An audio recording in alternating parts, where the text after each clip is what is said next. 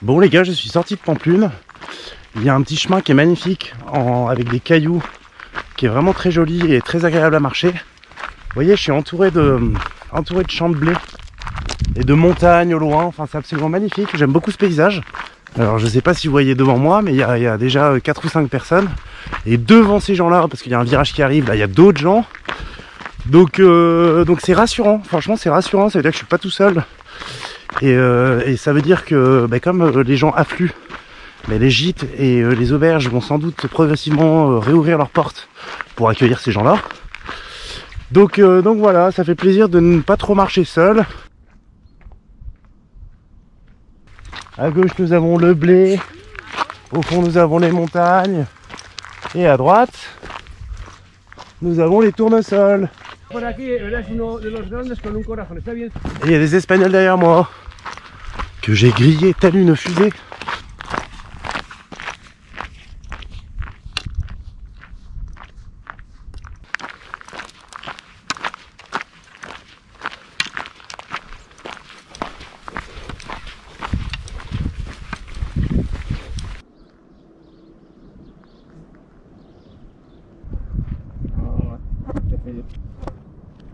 Bon les amis, je m'en rendais pas compte, mais on a pris de l'altitude, hein. On est juste à côté des éoliennes qu'on voyait tout en bas. Et quand on bascule de l'autre côté, hop. Et c'est exactement ce qu'on va faire, on va basculer de l'autre côté et on va marcher dans cette direction. Sauf que là j'ai faim, voire très faim, donc j'aimerais me faire un bol de céréales, mais c'est en train de squatter l'ombre.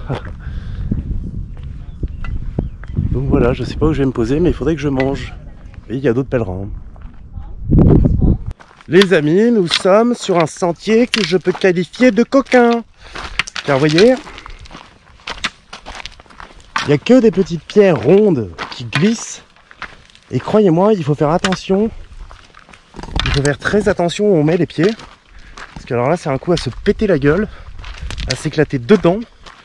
Et à pleurer. Oh putain. Et à pleurer comme un connard.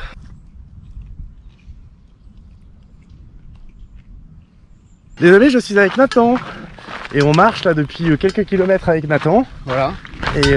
Et alors Nathan, tu vas nous dire pourquoi tu fais Saint-Jacques. Un bout de Saint-Jacques.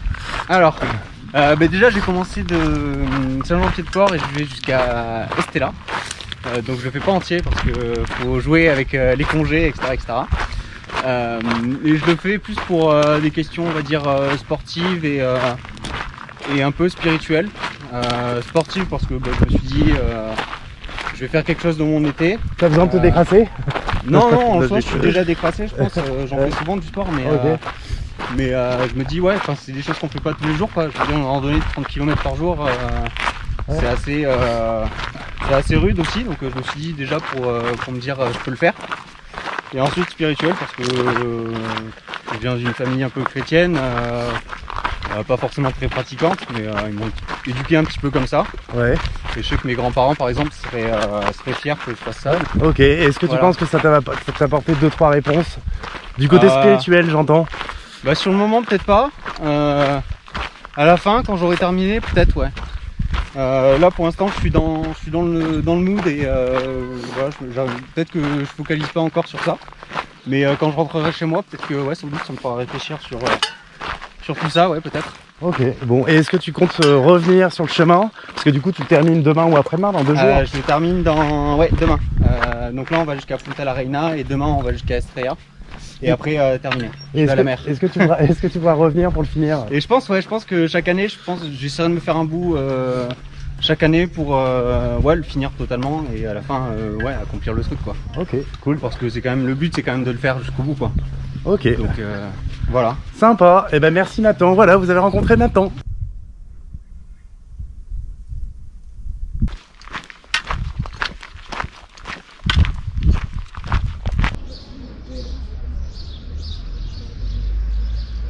J'arrive dans 1 ou 2 km à Puente la Reina et je peux vous dire qu'il est temps d'arriver parce que ça cogne.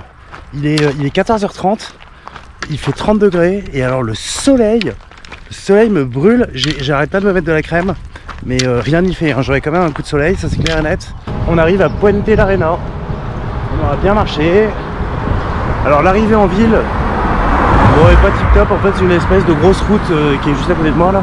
Une espèce de grosse nationale qui traverse un petit peu le patelin. Et voilà. Et donc là, la mission, c'est de trouver le plus vite possible un gîte ou un refuge de pèlerins. Et ben voilà, Albergue des Peregrinos. Voilà ça par exemple. Pour se poser, pour prendre une douche et ressortir aussitôt pour se prendre une bière. Les amis, il est 6h10 et je sors de Puente Larena. Je me suis réveillé assez tôt ce matin et j'ai assez mal dormi parce qu'il y avait un mec qui n'a pas arrêté de bouger, de sortir, d'aller pisser. Enfin, je sais pas, il devait avoir des problèmes à la prostate quoi. Le mec pouvait pas rester dans son lit plus de 3/4 d'heure. Vous voyez, c'est très joli. Le soleil n'est pas encore tout à fait levé. On aperçoit encore la lune.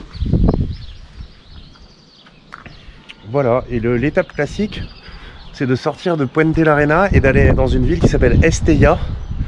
Mais le truc, c'est que comme il est tôt et que je pense que je vais pas mal marcher, quoique là je marche avec une Française qui est là-bas, qui est en train de remplir sa gourde, qui s'appelle Elena. Mais je vais essayer de dépasser Estella et j'aimerais bien, alors peut-être pas faire 2 étapes en une.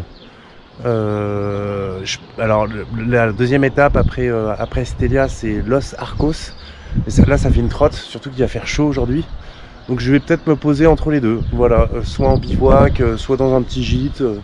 Bon, je vous avoue que j'apprécie quand même le fait d'avoir d'autres pèlerins avec moi, c'est cool de pouvoir parler.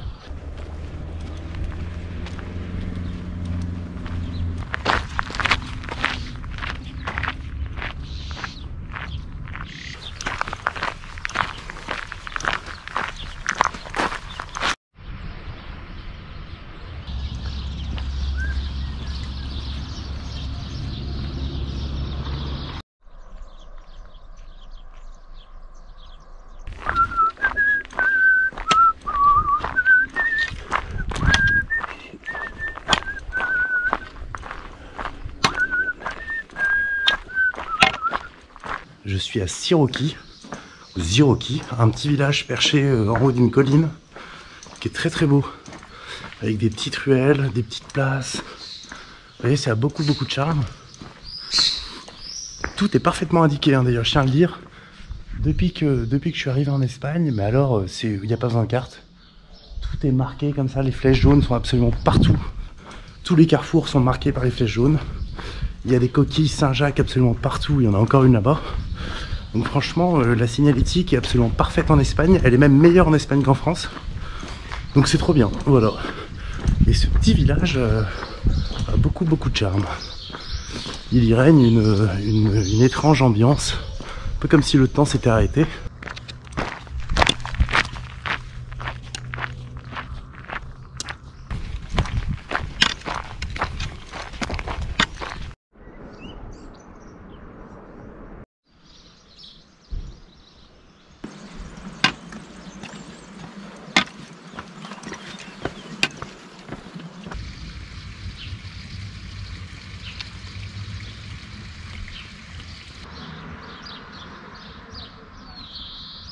C'est trop drôle, il y a des trucs qui piètent devant moi, je sais pas ce que c'est. Et genre, je sais pas, ça fait 300 mètres qui piètent devant moi. Donc ils ont peur de moi, donc à chaque fois que je m'approche d'eux, ils accélèrent un peu. Mais c'est con, ils ont pas compris qu'il y avait qu'un seul chemin. Et que donc j'étais condamné à leur coller le cul. Donc voilà, je pense que je vais les accompagner comme ça pendant 3 km. Et peut-être qu'un jour, il y en a un qui va avoir l'esprit de se dire « Hey, et si je m'envolais ?» Bon les amis, ça avance et ça avance bien même. Je vous montre un petit peu le décor qui m'entoure parce que je trouve ça très joli. Vous voyez, on devine les montagnes au loin. Et le temps pour l'instant est top. Alors il est tôt, il doit être 10h ou 11h, je sais pas quelle heure il est. On est en fin de matinée. Et pour l'instant j'ai du bol parce qu'il y a des nuages, donc ça me protège bien du soleil. Et là, honnêtement, je trace. Donc je pense que je vais arriver à Estella. Je pense que j'y serai vers midi. Donc je vais pas m'arrêter là, comme je suis plutôt en forme et que j'ai envie de marcher, et ben je vais dépasser Estella et je vais m'arrêter dans un petit village qui est en hauteur. Je pense que du coup les 5 ou 10 derniers kilomètres seront un peu compliqués parce que c'est vraiment en haut d'une petite montagne, donc il va falloir grimper. Et ça s'appelle Villamayor des Montjardins. Donc voilà, et franchement cette partie est très très belle, hein.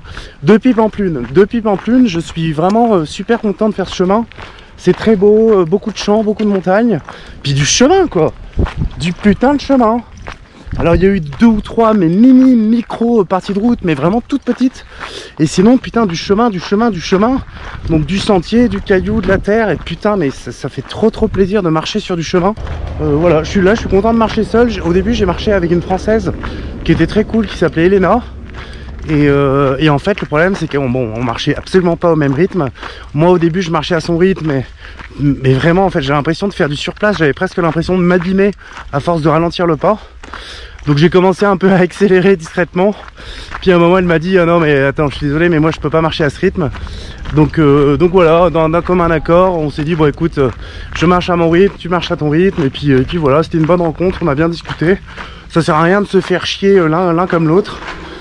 Donc voilà, et là je rentre dans un petit tunnel, voilà, d'où le fait que ma voix résonne. Hop.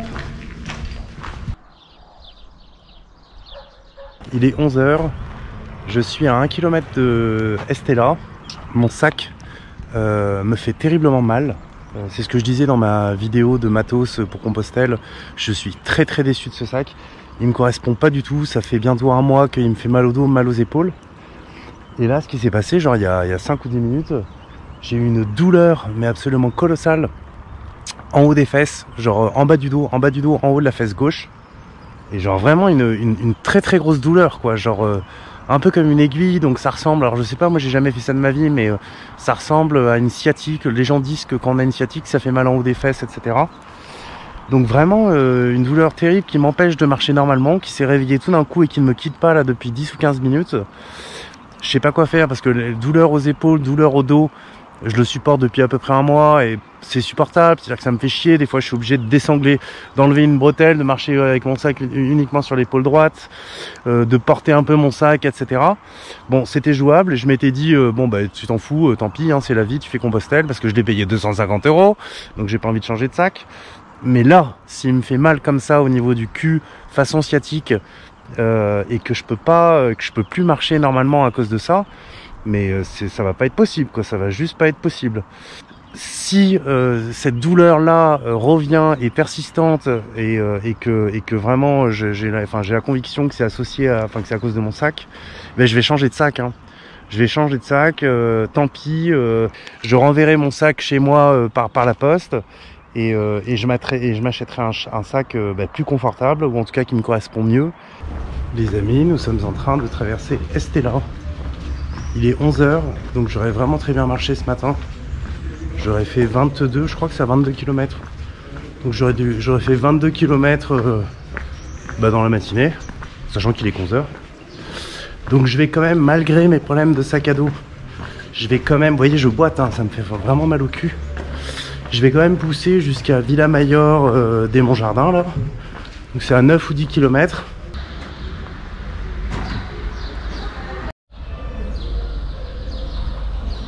Bon les amis, c'est marrant. Donc je sors de Estella. On tombe sur pas mal de vignes parce que c'est une région où on fait beaucoup de vignes, beaucoup de vin. D'ailleurs, vous voyez, il y a le musée du vin qui est juste à côté. Et surtout, on fait un vin qui s'appelle le Irache, Bodegas Irache. Et alors on tombe sur cette espèce d'écriteau, voilà, qui est affiché ici. Et en gros, alors pour la faire courte, ils vous disent si vous voulez, si vous faites Santiago, si vous faites Saint-Jacques et que vous voulez avoir de la force, eh ben buvez du vin, ok. Et en fait, ce qui se passe, c'est que juste à côté, il y a une fontaine. Ici. Gracias. Il y a une fontaine qui est juste ici, donc le Irache, et on a 2 robinets. On a un robinet d'eau pour remplir sa gourde d'eau, voilà. Très bien. Et on a aussi un robinet de vin pour remplir sa gourde de vin. Donc ça veut dire que si vous voulez remplir votre gourde de vin, vous pouvez le faire. C'est complètement con, mais vous pouvez le faire. On va le goûter quand même, ce vin.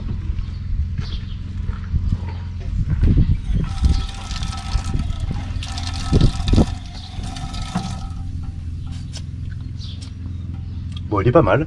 Il est pas mal. Un peu piquant et tout, pas mal. Bon, j'avoue, je vais pas prendre. J'ai encore une heure de route à faire sous le soleil. Donc j'avoue que je vais pas me faire une gourde de vin.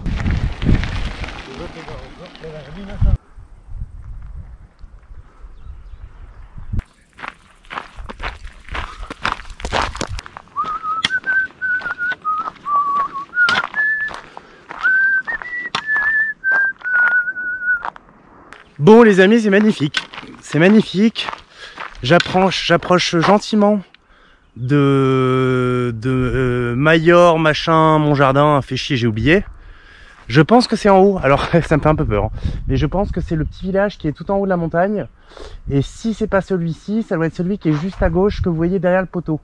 En tout cas, ça a l'air très joli. Ça a l'air très joli, c'est en altitude. Vous voyez, j'ai quand même une vue magnifique, hein. Alors là, on va pas se plaindre, hein. Pas mal de papillons. Donc Estella, c'est derrière la forêt. On a traversé la forêt, c'est derrière la forêt. Et vous voyez, là on monte, tout simplement. Je suis à 500 mètres. Regardez, on voit les premières maisons et tout. Je suis vraiment à 500 mètres de Villa Mayor des Montjardin, donc là où je vais aller ce soir. Et il est 14 h. Et j'ai marché, je viens de là-bas. J'ai marché 1 heure sous le soleil, là on se rend pas compte, il fait 33 degrés. Vraiment on pète de chaud, enfin c'est l'enfer, vous voyez, il n'y a pas d'ombre. C'est vraiment, c'est un terrain vague entre les montagnes, c'est absolument magnifique. Regardez. C'est absolument magnifique, mais alors je crevais de chaud, vraiment je crevais de chaud quoi. Et là, donc j'arrivais là, je passe et je tombe sur ça. Je me dis, putain trop cool, une petite chapelle ou une petite église pour se foutre à l'ombre. Donc j'étais trop content. Et donc je débarque là. Et en fait c'est pas du tout une chapelle, c'est un point d'eau. Vous voyez? C'est, je sais pas, c'est une espèce de... Ça coule à ce niveau-là, là, je sais pas, il y a de l'eau qui coule, et puis c'est rempli d'eau. Et l'eau est relativement claire. Les gars, je suis saucé, je suis à l'ombre, je suis torse nu parce que du coup je me suis baigné dans le bordel. Et là je vous dis, je suis à 500 mètres, donc en fait je suis arrivé, mais je profite, là il y a personne et tout, enfin... Trop cool. Donc 33 degrés dehors, et honnêtement, à partir de 14 h, quand il fait ce temps, c'est juste plus possible de marcher, quoi. On a vraiment trop chaud. Donc ça confirme ce que je pense pour le reste des jours en Espagne, enfin pour les jours à venir qui restent en Espagne. Je partirai tôt et je m'arrêterai tôt parce que vraiment à partir de 14 h, on pète de chaud, c'est l'enfer, quoi. Nous arrivons à Villa Mayor des Montjardin. Regardez comme c'est beau. Bon ben vous devez reconnaître le paysage puisque je suis parti il y a 200 mètres. C'était trop cool, je suis resté une demi-heure, j'ai fumé une clope, je me suis baigné, ça m'a refroidi, donc là je pète la forme, c'est trop cool. Le soleil, j'en ai rien à branler. Donc voilà, tout va bien, et en plus j'ai appelé, du coup j'ai profité de ma petite pause pour appeler une auberge de pèlerins pour savoir s'ils étaient ouverts. Et coup de chance, ils sont ouverts. En plus, je vous dis, je vais être plus tranquille parce que comme j'ai avancé d'une étape en gros par rapport au groupe, aux autres gens, je pense que je vais être quasiment tout seul. Et franchement, ça a l'air trop beau. Ça a l'air d'être beaucoup plus charmant que Estella, la ville d'avant. Beaucoup plus authentique. Tu vois, c'est vraiment... Ça va ressembler à un petit village de pierre, quoi. Donc je suis trop content. J'ai essayé de me trouver une petite terrasse, un petit bar. Je vais me prendre une grosse bière.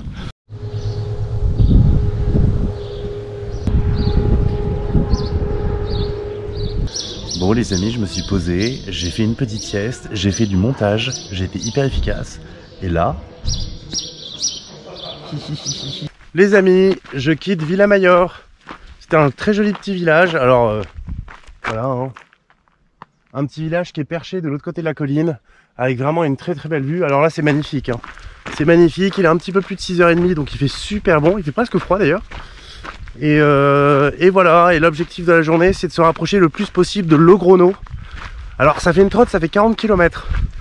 Et bon, en temps normal, je pense que c'est jouable. Mais hier, comme vous le savez, j'ai eu très mal en haut de la fesse gauche à cause de mon sac. La douleur s'est complètement estompée durant la nuit. Là, je ressens plus rien. Donc voilà, si la douleur ne se réveille pas, eh ben, on va aller jusqu'à Logrono. C'est une grosse ville, ça va être cool. Et si la douleur se réveille et que ça m'empêche de marcher normalement, ben écoutez, on s'arrêtera avant, je sais pas où, dans un petit patelin. Et c'est déjà une fin de vidéo, et oui, parce que j'essaie de vraiment pas dépasser les 15-20 minutes. Donc voilà, comme d'habitude les copains, si vous aimez la vidéo, cette vidéo ou les autres vidéos, n'hésitez pas à vous abonner. N'hésitez pas à laisser un petit pouce, ça fait toujours plaisir. A très vite, portez-vous bien, bisous.